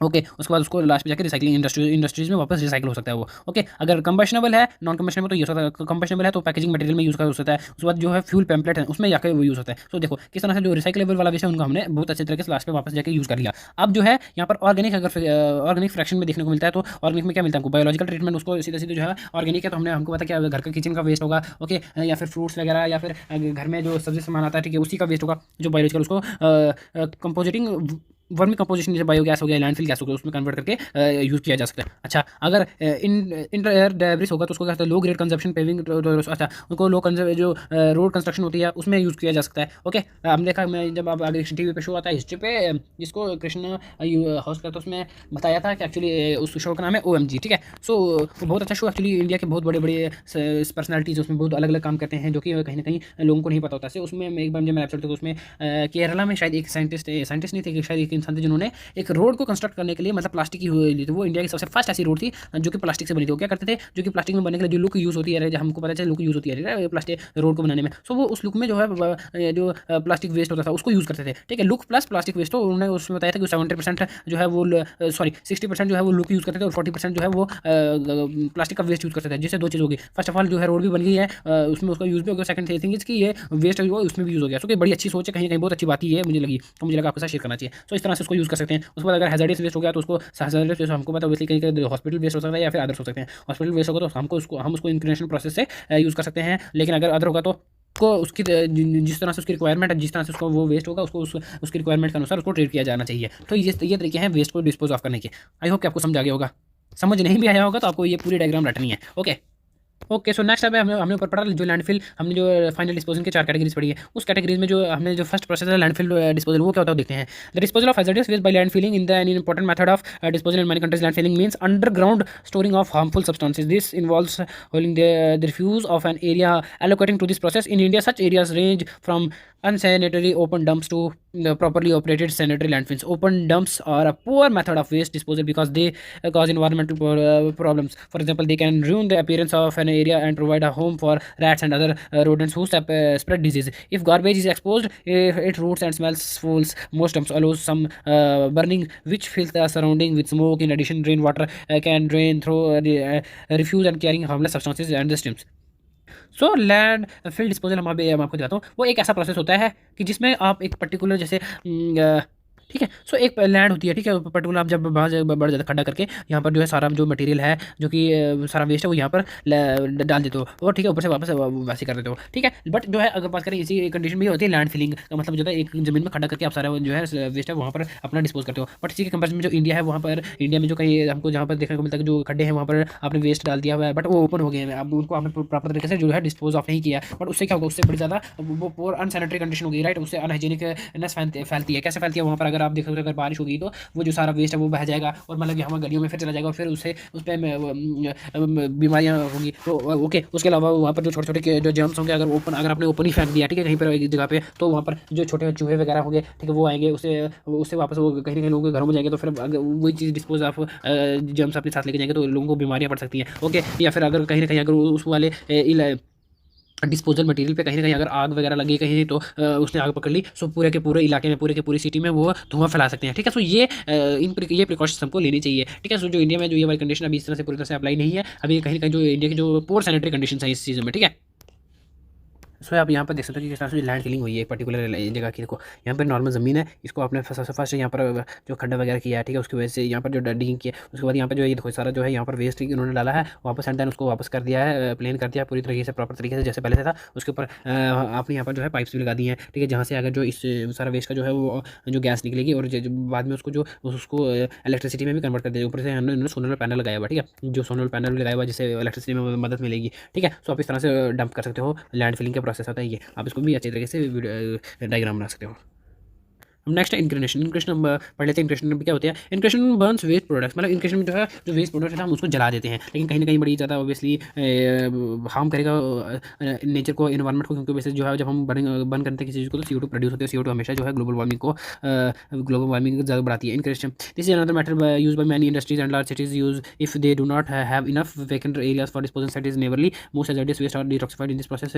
This is also an excellent method of waste management minimising waste detoxification and disposal, but in it operation is very high if the heat content of waste material is not reutilized। ठीक है, सो जो बड़ी बड़ी industries हैं, बड़ी बड़ी जो large cities है जिनके पास इतना बड़ा एरिया नहीं हो, आप जहाँ पर वो जाकर लैंड फिलिंग कर सके, ठीक है, कहीं ना कहीं बड़ा खड्डा होते हैं वहाँ अपना सारा लैंड जो डिस्पोज ऑफ करें उसको प्लेन करके वापस बना दें। ठीक है, जो कहीं कहीं जो सिटी उनके पास इतना प्रॉपर टेक्नोलॉजी नहीं होती है या फिर उनके पास इतना लैंड नहीं होता, तो फिर वो क्या करते हैं जो इतना वेस्ट है उसको जला देते हैं। अब उससे कहीं ना कहीं चलो क्वान्टिटी में तो कमी आ ही जाएगी, क्योंकि जहाँ पर इतना बड़ा वेस्ट है, इतना बड़ा एरिया कहीं कहीं वेस्ट है उसको जला के इतना बना सकते हैं। ठीक है, सो ये आप बोल सकते हो कि कहीं ना कहीं एक मेथड है, एक ऐसा प्रोसेस है जिसमें कहीं ना कहीं जो रिडक्शन हो गई है। ओके, इंक्रिनेशन का मतलब ये होता है कि आपने जो प्रोडक्ट वेस्ट प्रोडक्ट है उसको जला दिया है, ठीक है, बर्न। समझ लिया होगा, आई होप कि आपने इंक्रिनेशन क्या होता है, ऑब्वियसली जो वेस्ट प्रोडक्ट को जलाना। ओके, डंपिंग एट सी क्या होता है? Another method of disposal of hazardous waste involving dumping waste at deep sea design to prevent contamination of ground water disposal at the sea of waste generated on land is based on the notion that the innermost volume of water available for dilution enables the seas to use as dump without permanent damage. However, this is an innermost convection. Disposal of waste at sea is controlled by the international legislation and by the national legislation. The international legislation bans the dumping of extraordinary hazardous waste such as organic silicon compounds, halogenated organic mercury and its compound cadmium and carcinogenic waste and plastic into the sea, ठीक है। सो जो हम अपना जो waste water है उसको कहीं ना कहीं सी में भी डिस्पोज ऑफ कर सकते हैं, बट जो इंटरनेशनल लेजिस्लेशन है और नेशनल लेजिस्लेशन है वो हैजर्डियस वेस्ट को जो है सी में डिस्पोज ऑफ करने के लिए मना करता है। ओके, जैसे कि आ गया ऑर्गेनिक सिलिकॉन हो गया, कंपाउंड्स आ गया, जब प्लास्टिक के हो गया, ओके, कैडमियम हो गया, ये सारी चीज़ें हैं, इनको जो है वेस्ट, इन सारे वेस्ट को जो है वो सी में डिस्पोज ऑफ करने के लिए मना करता है। अब इसलिए हमने अभी तक इतने सारे प्रोसेस देखे हैं, तो इतने सारे प्रोसेस में जो है इसमें लाइक अगर हैजर्डियस वेस्ट हो गया, प्लास्टिक वेस्ट हो, तो हमने देखा कि उसको अगर आप लैंड फिलिंग कर सकते हो या फिर वहाँ पर कर लो, या फिर इनको इंक्रिनेशन के प्रोसेस से इसको बंद कर सकते हो। बट जो है डिस्पोजिंग इन सी, इसमें जो इंटरनेशनलाइजेशन को मना करता है, क्योंकि यहाँ पर अगर आप जो घर में प्लास्टिक वेस्ट है वो अगर वहीं पर फेंक दोगे, जैसे नदी में वगैरह में फेंक दोगे, तो जो वहाँ नदी में जो जानवर रहते हैं, तो अगर उनको खा लेंगे, जैसे फिश हो गया, ठीक है, सो वो उससे मर जाएंगी और जो है जो फिशरी पे इफेक्ट पड़ेगा, ठीक है। सो ये हो गया डिस्पोजल एट सी लेवल। सो ये देखो, ये प्रोसेस किस तरह से बताया हुआ है कि किस तरह से वेस्ट है इसको डिस्पोज ऑफ कर रहे हैं। यहाँ पर बॉयलर से सेपरेशन से लाइन देखो, यहाँ पे ये बन रहा है, इसके लास्ट में इलेक्ट्रिक आउटपुट यूनिट में निकल रही है, स्ट्रीमिंग निकल रही है, ठीक है, फीडिंग यूनिट है, या फिर बंकर है, देखो। नेक्स्ट पढ़ेंगे हम अंडरग्राउंड डिस्पोजल क्या होता है। अंडरग्राउंड, ठीक है, नाम से पता होगा धरती के अंदर होगा कहीं ना कहीं। It may be exclusively expensive to dispose of certain hazardous waste such as radioactive nuclear waste in environment acceptable manner and landfill sites to और इनक्रिनेट them at the thermal treatment plants. These waste are generated in all operations associated with the use of nuclear energy for national defence and peaceful purposes such as mining of radioactivity और production of nuclear fuels, laboratory experiments and medical treatments. Underground disposal may provide an environmentally and economically valuable option in the case of radioactive waste. The underground disposal of hazardous waste is available only in inactive and personally active mines, and that meets the specific geological and technical criteria. Worldwide, only one deep mine disposal facility is currently in operation, a worked out halite post-salt mine at Herfa New Road in the Federal Republic of Germany, ठीक है, जिसको आज के time पे United Germany बोलते हैं। तो पूरे वर्ल्ड लेवल पे एक ही अंडरग्राउंड डिस्पोजेबल वेस्ट साइट है पूरे वर्ल्ड में। सो वो कहाँ पर, हेल्फा न्यू रोड, जो कि जर्मनी में है। सो यहाँ पर इंपॉर्टेंट पॉइंट यहाँ पर देखने को मिलता है। ऑब्वियसली कुछ ऐसे वेस्ट होते हैं जो कि जैसे न्यूक्लियर वेस्ट हो गया, ठीक है, ऐसे वो जो है इन्वायरमेंट में आप उनको ओपनली जैसे डिस्पोज नहीं कर सकते हो, ठीक है, या फिर आप उनको इनक्रिनेशन के प्रोसेस से जला भी नहीं सकते हो, या फिर आप उनको सी में डिस्पोज भी आप भी नहीं कर सकते हो। सो दैट थिंग इज, उनको बेस्ट तरीका है डिस्पोज ऑफ करने का। ऑब्वियसली जो न्यूक्लियर एनर्जी वाली चीज़ें होगी जिनको कहीं ना कहीं उस टाइम यूज़ किया गया था, उनको आपने अंडरग्राउंड डिस्पोजल वेस्ट करना चाहिए हमको, जो कि एक फ़ायदेमंद रहेगा उनके लिए प्रोसेस में। बाकी अगर आप इनक्रिनेशन के प्रोसेस या फिर उनको लैंड फिलिंग करोगे, तो that is going to be harmful for them, okay, for environment also.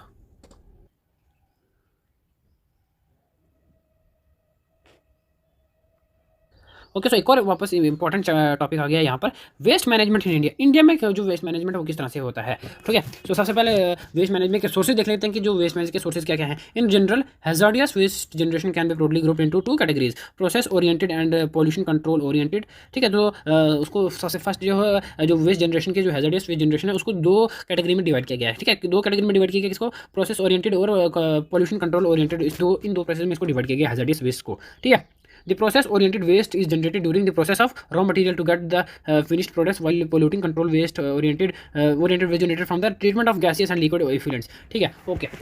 सो जो प्रोसेस ओरिएंटेड है, इस जो प्रोसेस ओरिएंटेड, सॉरी, जो वेस्ट है ना, वेस्ट हमने इसको हैजर्डियस वेस्ट है इंडिया में, उसको जो सोर्सेज जनरेशन की बात करते हैं, तो उसको हमने दो कैटेगरी में डिवाइड किया है। कंफ्यूज नहीं होना है। सबसे फर्स्ट में प्रोसेस ओरिएंटेड और सेकंड है प्रोसेस कंट्रोल ओरिएंटेड। जो प्रोसेस ओरिएंटेड वेस्ट है ना, वो कब प्रोड्यूस होता है, कब जनरेट होता है, जबकि हम किसी रॉ मटेरियल को उसकी जैसे हमने कोई रॉ मटेरियल यूज़ किया ताकि हम एक प्रोडक्ट बना सकें, उसको गुड बना। अब इस रॉ मटेरियल को यूज़ करते हुए हमने जैसे आपको पहले एग्जांपल दे दी है कि गन्ने का यूज़ हम शुगर बनाने के लिए करते हैं। सो हमने लास्ट पे उसके जो रस वगैरह उसको प्रोसेस करके हमने शुगर बना दिया। सो जिसका जो स्टिक होती है बस जो गन्ने के आपने देखो गन्ना ऐसा होता है स्टिक करके, ठीक है। इसमें जब हमने ये चीज़ यूज़ कर लिया, गन्ने का रस यूज़ कर लिया, उसको जो स्टिक है वो वेस्ट हो जाती है। सो तब हम उसको बाद में डिस्पोज ऑफ कर देते हैं। सो जो रॉ मटेरियल को यूज़ करके जब हम एक पर्टिकुलर फिनिश गुड बनाते हैं तो उस प्रोसेस में जब कोई वेस्ट जनरेट होता है उसको बोलते हैं प्रोसेस ओरिएंटेड। बट जब पॉल्यूशन कंट्रोल ओरिएंटेड वेस्ट वो होता है जब हम किसी भी जो गैसियस या फिर लिक्विड जब हम किसी भी गैसेस या फिर लिक्विड एफ्लुएंट का जो ट्रीटमेंट करते हैं, ठीक है, उनका जब ट्रीटमेंट करते हैं सो उस प्रोसेस में जब कोई वेस्ट जनरेट होता है तो उसको हम पॉल्यूशन कंट्रोल बोलते हैं। सर नॉर्मली आपको इतना याद रखना, ज़्यादा इसको डीप में जाने की जरूरत नहीं है। In India there are industries generating large quantities of solid waste with relatively less concentration of acidic constituents. Metallurgical industries like iron and steel, fertilizers, thermal power. On the other hand, there are other groups of industries dealing with pesticides, electroplating, material finishing, ठीक है, color alkali and photographic chemical which generates comparatively less quantity of solid waste but with a high concentration of toxic and hazardous constituents. The latter types of waste require special handling, storage, treatment and disposal techniques. ठीक है, nearly 15% of total solid waste generated by the industries comes under the hazardous waste category. Through hazardous waste accounts for a small proportion of wastes, their impact can be disastrous as they not only seriously affect the environment but also endanger the human health through the inclusion of food chain। अच्छा, सो यहाँ पर इसमें India के sources की बात की है कि इंडिया में जो वेस्ट जनरेशन के सोर्सेज किस तरह से हमें इंडिया में जो दो टाइप की जो इंडस्ट्रीज यहाँ पर बताई गई है। ओके, ठीक है। सो फर्स्ट लेवल पे वो इंडस्ट्रीज हैं जो कि लार्ज क्वांटिटी पे सॉलिड वेस्ट जो है वो लार्ज क्वांटिटी में प्रोड्यूस करती हैं, लार्ज क्वांटिटी में एमिट करती हैं, बट उसमें जो हैजर्डियस वेस्ट है, हैजर्डियस वेस्ट वो कम होता है, ठीक है। जो सॉलिड वेस्ट जो होता है लार्ज क्वांटिटी में तो बढ़ जाता है, लेकिन जो वो वेस्ट होता है वो हैजर्डियस कम होता है। बट उसी के कंपेरिजन में जब इंडिया में जो इंडस्ट्री है वो दूसरे टाइप की बात करती है तो उसमें वो इंडस्ट्रीज आती हैं, ठीक है, जो कि पेस्टिसाइड के में काम करती है, ठीक है, मेटल फिनिशिंग का काम करती है, इलेक्ट्रोप्लेटिंग का काम करती है, फोटोग्राफिक केमिकल्स में काम करती है। वो जो है वो टॉक्सिक वेस्ट जनरेट करती है, ठीक है, टॉक्सिक वेस्ट जनरेट करती है। अगर टॉक्सिक वेस्ट जनरेट करिए तो ऑब्वियसली जो सॉलिड वेस्ट है वो कम होगा। देखो इतना ज़्यादा वापस कंफ्यूज होने के लिए दो इंडस्ट्रीज हैं, ठीक है, दो इंडस्ट्रीज है। एक जो है लार्ज क्वांटिटी में सॉलिड वेस्ट जनरेट करती है, लेस क्वांटिटी में हैजर्डियस वेस्ट जनरेट करती है, ठीक है। दूसरी टाइप की है जो कि केमिकल्स से अपना ताल्लुक रखती है, मतलब केमिकल्स वाले काम करती है, इलेक्ट्रोप्लेटिंग वाले काम करती है, फोटोग्राफिक केमिकल्स वाले काम करती है। एक ऐसी कंट्री, ठीक है, जो मेटल फिनिशिंग का काम करती है, ऐसी कंपनीज जो है इंडिया में वो है स्मॉल क्वांटिटी में, मतलब कम क्वांटिटी में सॉलिड वेस्ट कम जनरेट करती है, लेकिन हैजर्डियस और टॉक्सिक वेस्ट ज़्यादा ये करती है। अभी हमने बहुत ऐसे पढ़ा है हैजर्डियस और टॉक्सिक वेस्ट क्या क्या होते हैं। ओके, तो हैजर्डियस वेस्ट जो है वो कहीं ना कहीं स्मॉल प्रोपोर्शन में जो है वो कहीं ना कहीं स्मॉल प्रोपोर्शन में दिखने को मिलते हैं, बट उनका इम्पैक्ट है वो बहुत ही ज़्यादा भयानक है, जो कि ह्यूमन की हेल्थ को इफेक्ट कर सकता है। ओके, और जो हमने पहले फूड चेन पढ़ी हुई है उसको भी इफेक्ट कर सकता है। और हमने देखा अगर फूड चेन में से एक भी यूनिट अगर किसी भी एक भी पर्टिकुलर कम्युनिटी को कोई खतरा हो गया तो कहीं ना कहीं जो पूरी फूड चेन जो है वो डिस्टर्ब हो जाएगी। प्रिविलेंट मेथड ऑफ डिस्पोजल, ठीक है। सो कौन कौन से प्रिविलेंट मेथड है डिस्पोज करने के किसी भी वेस्ट को, ठीक है। In the absence of proper regulatory control over handling, treatment and disposal and hazardous waste are mostly disposed wherever the space is easily available and accessible to the waste generators. Presently are the following method of disposal of hazardous waste, industrial waste are the following under ये वाले तरीके हैं, ये इन तरीकों से जो है हम जो इंडस्ट्रीज की वेस्ट है उसको डिस्पोज ऑफ कर सकते हैं। कौन कौन से तरीके हैं? Dispose along with the city refuse, ठीक है, जहाँ पर सिटी का वेस्ट हम डालते हैं वहीं पर हमको इंडस्ट्रीज का भी डालना चाहिए, ठीक है। बट द थिंग इसकी इस बात का ध्यान रखते हुए कि जो वेस्ट है वो कौन सी कैटेगरी का है, ऑर्गेनिक है, रिसाइकलिंग है, या फिर सॉलिड है, ओके, या फिर टॉक्सिक है। ओके, उसके बाद disposal on river bed and banks, जो रिवर बैंक्स में हमको इनको डिस्पोज ऑफ करना चाहिए ताकि या फिर नदियों के रिवर्स के किनारे रिवर बैंक्स, ठीक है, वहाँ पर उनको हमको डिस्पोज ऑफ करना चाहिए ताकि ज़्यादा इफेक्ट ना पड़े ऑब्वियसली। बट हमको प्रॉपर नदी में नहीं डालना चाहिए क्योंकि नदी के अंदर पर्टिकुलरली वहाँ पर जो है वो ऑब्वियसली ऑर्गेनिज्म रहते हैं और भी वहाँ पर प्राणी रहते हैं और भी जल प्राणी रहते हैं, ठीक है। ओपन बिट बर्निंग, ऑब्वियसली हमको एक ओपन पिट में यहाँ पर खड़ा करके यहाँ पर जहाँ पर उनको एक जगह पर रख के जलाना चाहिए। हमने ऊपर भी पढ़ा कि इनकलेशन का प्रोसेस से कहीं ना कहीं CO2 इमिट होती है, बट कहीं ना कहीं जो है वेस्ट जनरेशन का एक मेथड माना जाता है जो कि वेस्ट को बड़ा ज़्यादा रिड्यूस कर देता है उसकी क्वांटिटी को, ठीक है। Disposal in low laying areas, studies and seas, ठीक है, लो लेइंग एरियाज में इसको डिस्पोज करना चाहिए जहाँ पर ज़्यादा पॉपुलेशन नहीं रहती, ज़्यादा पॉपुलेशन नहीं रहेगी तो जो है बीमारी फैलने का खतरा कम है। बर्निंग इन सेल्फ डिजाइन इनक्रेशन, जो सेल्फ डिजाइन इनक्रेशन आप बना सकते हो, ओके, इनको अपना डिस्पोजल ओबियसली कोई इंडस्ट्री कहीं इंडस्ट्री सेटअप हुई है तो उसको उससे पहले इंडस्ट्री सेटअप उसको ये बात का ध्यान रखना चाहिए कि जो हम वेस्ट होगा वो कहाँ पर हमें इनक्रेशन इमिट करेंगे, तो उसके लिए उसको अपना सेल्फ डिजाइन इंप्रेशन बना लेना चाहिए, मतलब कहाँ पर हम अपने वेस्ट को डंप करेंगे या कहाँ उसको जलाएंगे। ओके, सो ये मेथड्स हैं जिसके बेसिस पे आप जो है इंडिया में इंडस्ट्रियल वेस्ट को हैंडल कर सकते हो, डिस्पोज ऑफ कर सकते हो। Ministry of environment forest and climate change has noticed solid waste management rules 2016। तो जो इन्वायरमेंट और फॉरेस्ट क्लाइमेट चेंज की जो मिनिस्ट्री है, जो मिनिस्ट्री डिपार्टमेंट है इंडिया में, उसने जो 2016 के वेस्ट मैनेजमेंट रूल्स में ये निकाला था कि जो भी सॉलिड वेस्ट होगा, ठीक है, या फिर रिसाइकलेबल वेस्ट होगा या नॉन रिसाइकलेबल वेस्ट होगा, आप वो सब स्टोर करके उसकी एक पर्टिकुलर डिवीजन करके आप वो जो भी रिसाइकलेबल वेस्ट होगा, ओके, वो आप किसको दोगे? म्यूनसिपल कॉर्पोरेशन को दोगे, ठीक है, इंडस्ट्रीज को बोला था ये, ताकि उसका रिसाइकल हो सके। तो ये रूल निकाला था 2016 में। एंड लास्ट अब हमारा टॉपिक कौन सा बचा है? Impact of improper waste disposal. उसका क्या है, जो वेस्ट है, मतलब अगर हम उसको गलत तरीके से डिस्पोज ऑफ करते हैं तो उसका क्या इम्पैक्ट पड़ता है। Okay, improper disposal of hazardous waste cause adverse effect on human health and environment. ठीक है, कोई भी आप चीज़ है जिस तरह से नेचर ने बनाई है, अगर आप उस तरह जिस तरह से उस चीज़ को यूज़ नहीं करोगे, उसका हमेशा जो है गलत तरीका अपनाओगे, उसको चेंज करने की कोशिश करोगे, तो बेसिकली उसका जो है गलत प्रभाव पड़ेगा आपके और नेचर पे। ओके, सो अगर हम इम्प्रॉपर तरीके से जो हैजर्डियस वेस्ट है उसको डिस्पोज करेंगे तो ह्यूमन की हेल्थ, हमारी हेल्थ पे भी इफेक्ट पड़ेगा और हमारा एनवायरमेंट पे भी इफेक्ट पड़ेगा उसका। A normal pesticide of waste disposal such as incentive open dumps, landfilling, discharge in water course of or open pit burning will need modification when dealing with hazardous waste. The principal hazards of improper waste disposal is contamination of solid and groundwater. This arises largely from the waste containing hazardous substances deposited landfills or on the ground. Illustrates in specified manner the mechanism through which hazardous substances can enter the human environment after being disposed of in the landfill. ठीक है, जो आज के time पे हम जो methods अपना रहे हैं किसी भी वेस्ट को डिस्पोज ऑफ करने के, ऑब्वियसली ट्रीट करने के, मैनेज करने के, सो कौन कौन से जैसे तरीके हो गए? नॉर्मल जो है वो ओपन डंप हो गया, लैंड फिलिंग हो गया है, डिस्चार्ज ऑफ वाटर कोर्सेज हो गया, ओपन बिट बर्निंग हो गया। इन सभी को मॉडिफिकेशन की जरूरत है। ठीक है, टाइम टू टाइम जैसे टाइम बढ़ता जा रहा है, समय आगे बढ़ता जा रहा है, तो उसी के साथ साथ इनको मॉडिफिकेशन की जरूरत है, क्योंकि इन्वायरमेंट पे ऑब्वियसली जो है वो प्रभाव पड़ता जा रहा है, इन्वायरमेंट जो खत्म होता जा रहा है, उसी के साथ हमको इसमें मॉडिफिकेशन लानी पड़ेगी ताकि जो है हमारा जो फ्यूचर है वो सिक्योर रहे। ओके, जो हैजर्डियस वेस्ट है कहीं ना कहीं वो नहीं तो जो है अगर आप उनको गलत तरीके से, इम्प्रॉपर तरीके से उसको डिस्पोज करोगे, सो वो सॉइल और ग्राउंड वाटर को वैसे कंटेमिनेट करेंगे। अगर आप पर्टिकुलर जगह पे आपने ये हैजर्डियस वेस्ट, मैंने आपको पहले बताया हुआ कि अगर लैंड फिलिंग, अगर आप जब भी कोई वेस्ट डंप करते हो तो आपको डिपेंड करता है कि वो कौन सी कैटेगरी का वेस्ट है। ठीक है, सो अगर आप जब उसको डंप करते हो तो अगर आपने उसको प्रॉपर तरीके से लैंड फिलिंग भी नहीं की होगी तो वो क्या करेगा? सबसे फर्स्ट स्टेप, और मैंने आपको उसके पहले बताया, जब बारिश होगी तो वो जो है सारे एरिया में स्प्रेड हो जाएगा आगे, या फिर कहीं उसको थोड़ी आग लगी तो वैसे पूरी सिटी में धुआं धुआं हो जाएगा। या फिर जो ग्राउंड वाटर है, अभी अगर हमने गलत जगह पे जहाँ पर जो कि लैंड फर्टाइल हो के उसका जो वाटर लेवल अच्छा हो, वहाँ से जो लोग जैसे एक पर्टिकुलर लैंड है, ठीक है, इस लैंड के जो ऊपर जो एरिया है, ओके, यहाँ पर एक कुआं ले लो आप। ओके, सो यहाँ पर जैसे कहीं ना कहीं सप्लाई जाती है ये सारी जो मिट्टी फटा, अगर आप यहाँ पर अगर इस जगह पे आप अपना लैंड अप करते हो तो उससे क्या होगा? उससे जो यहाँ का जो ग्राउंड वाटर है वो भी अनस्टेबल हो जाएगा, इम्बैलेंस हो जाएगा। ओके, और यहाँ की जो सॉइल है वो भी कंटामिनेट हो जाएगी, और जो उसकी सॉइल की फर्टिलिटी है ऑब्वियसली वो भी खराब हो जाएगी, और यहाँ पर कुछ नहीं होगा। और जो यहाँ पर कुएं वगैरह, हैंडपम्प्स वगैरह हैं लोगों के लिए, वो वहाँ में भी पानी आना बंद हो जाएगा, वो खत्म हो जाएगा। ठीक है, सो ये इतना भी ज़रूरी है एक डिस्पोजल। ऐसा ही नहीं है कि कोई भी आप जाओ तो किसी भी वेस्ट को कहीं भी डंप कर दो, जगह खोदी खड्डा खोद दो, तो आपको ये प्रॉपर तरीका रखना पड़ेगा कि कौन सी वेस्ट कौन सी कैटेगरी का है और किस तरह से उसको हमने डंप करना। हमने ऊपर बड़े सारे तरीके पढ़ लिए हैं कि कौन सी कैटेगरी के वेस्ट को किस जगह पर डंप करना है। ओके, और साथ में साथ इसी के साथ मॉडिफिकेशन आना बहुत ज़्यादा जरूरी है। मॉडिफिकेशन आना जरूरी, जैसे जैसे टाइम बढ़ेगा उसके हिसाब से हमको मॉडिफिकेशन आनी पड़ेगी अपने इन प्रोसेसेस में, अपने इन मेथड्स में। तो जैसे आप यहाँ पर देख सकते हो कितना इररेस्पॉन्सिबिलिटी है। देखो यहाँ पर बताया, हमने लैंड फिलिंग की बात की थी, लेकिन हमने जैसे हमने पहले पढ़ा कि जो इंडिया में अभी वो टेक्निक्स यूज़ की जाती हैं, ओपनली फेंका जाता है जिसको, ओके, वेस्ट, जो कि कहीं ना कहीं देखो इधर के एनवायरमेंट को पूरी तरह से अपलोड करा, ये जगह भी कितनी ज़्यादा बुरी लग रही है। ओके, सो यस, ये है कि टेक्निक्स है, कहीं ना कहीं हमको इसको इंप्रूवमेंट की जरूरत है। हमें पहले बता मॉडिफिकेशन की जरूरत है इसको। सो इसके जैसे हमने अभी ऊपर हमने जो पिक्चर देखी उसको कम से कम करने के लिए उसके हमको क्या करना चाहिए? ऑब्वियसली जब भी आपने कोई बात सुनी होगी, जब भी आपने कोई इंटरव्यू देखा होगा, तो उसमें क्या, अगर आप उसमें बताया जाता है कि अगर ये यहाँ पर जो लोग हैं उनको नहीं पता ये चीज़ और ये गलती जरूर, आप क्या करोगे? वो ऑब्वियसली हम बताते हैं कि हमको उनके खिलाफ अवेयरनेस, उनके खिलाफ नहीं, उनके साथ उनको अवेयर करना चाहिए। ओके, ताकि उनको जो चीज़ नहीं पता उनको बतानी चाहिए। ठीक है, सो अगर हमने देखा ऊपर वाली जो इमेज में कि किस तरह से जो पर्टिकुलर जगह पे कितना ज़्यादा डिस्पोज वेस्ट जो है वो डिस्पोज कर दिया हुआ है, उसको एक जगह पे मतलब फेंक दिया हुआ है इम्प्रॉपर तरीके से, जिसकी वजह से जो है इन्वायरमेंट कंटामिनेट हो रहा है। सो हमको क्या करना चाहिए? वर्ल्ड वाइड अवेयरनेस फैलानी चाहिए ऑब्वियसली हमारे इन्वायरमेंट को लेके। इन्वायरमेंट का जो सब्जेक्ट है वो हर जगह पे कंपलसरी कर देना चाहिए, ताकि हमको पता लगे कि इन्वायरमेंट कितना जरूरी है। ओके, और हमको ये बताना चाहिए कि जो हैजर्डियस वेस्ट अगर हम उसको इम्प्रॉपर तरीके से जो पब्लिक में पब्लिकली यहाँ पर वहाँ फेंक देंगे तो वो कहीं ना कहीं हमारे इन्वायरमेंट के लिए बड़ा ज़्यादा डैमेजफुल रहेगा।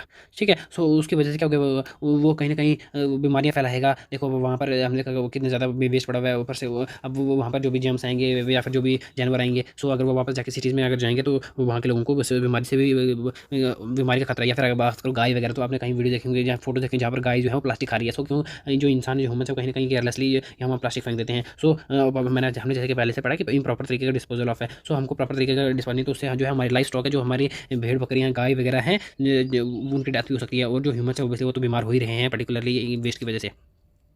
ठीक है, plastics are indispensable part of our life, these are not biodegradable but can be recycle. ठीक है, जो प्लास्टिक वो हमारी लाइफ का बहुत इंडिस्पेंसेबल पार्ट बन चुका है आज के टाइम पे ऐसा कोई काम नहीं जिसमें प्लास्टिक यूज ना हो। बट जो है हमने ये भी देखा कि जो प्लास्टिक है वो नॉन बायोडिग्रेडेबल है। हमने कल भी पढ़ा था कि नॉन बायोडिग्रेडेबल क्या है। नॉन बायोडिग्रेडेबल ऐसा तो जो लंबे समय तक, बहुत ज़्यादा लंबे समय तक जो है डिग्रेड नहीं होते, खत्म नहीं होते हैं। बट ये है कि हम उसको कम से कम यूज़ कर सकते हैं और रिसाइकिल कर सकते हैं। ठीक है, बट आज के टाइम पे भी हम सिंगल यूज़ प्लास्टिक जैसे है, जो सिंगल यूज़ प्लास्टिक मतलब जो हम जिनको हम एक ही बार यूज़ करते हैं, जैसे हमने देखा शादियों में, अगर आप बात करें या बस स्टैंड में, हम एक बार बोतल पे पानी पीते हैं उसको फेंक देते हैं। हमने जबकि हमने ऊपर भी पढ़ा कि हमने अगर कोई बोतल वगैरह या कैन वगैरह हम यूज़ करते हैं तो उसको यूज़ करके वापस हमको पानी की स्टोरेज करने के लिए यूज़ करना चाहिए। बट द थिंग इज़ कि हम उसको एक बार सिंगल यूज़ करके फेंक देते हैं, जब फिर सिंगल बॉटल्स हो गई या फिर पैकेजिंग मटीरियल्स हो गई कुछ, या कप प्लेट्स होती हैं, उनको एक बार यूज़ करके जो है फेंक देते हैं। ये इंडिया की सबसे बड़ी प्रॉब्लम, इंडिया में सबसे बड़ी प्रॉब्लम हमको देखने को मिलती है। ठीक है, ठीक है, ये जो है ड्रेन्स जो है गलियाँ उनको ब्लॉक कर देती है पूरी तरह से। आप देखो कहीं कहीं गलियों में तो वहाँ पर टकाटक चिप्स, ठीक है, इन सब के पैकेट्स पड़े हुए हैं, ऊपर से कोई लिफाफा पड़ा हुआ ही है वो, तो जैसे ऊपर से पीछे से जो मिट्टी आ रही है बहती बहती, वो भी उसके साथ रुक गई है। अब उससे मिट्टी रुकी उधर जो वहाँ पर एक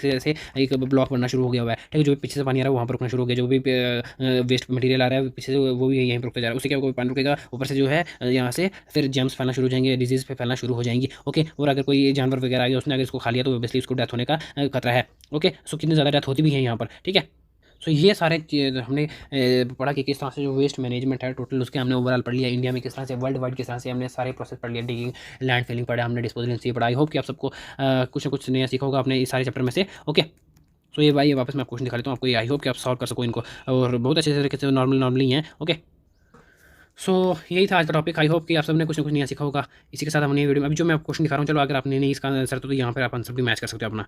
ओके,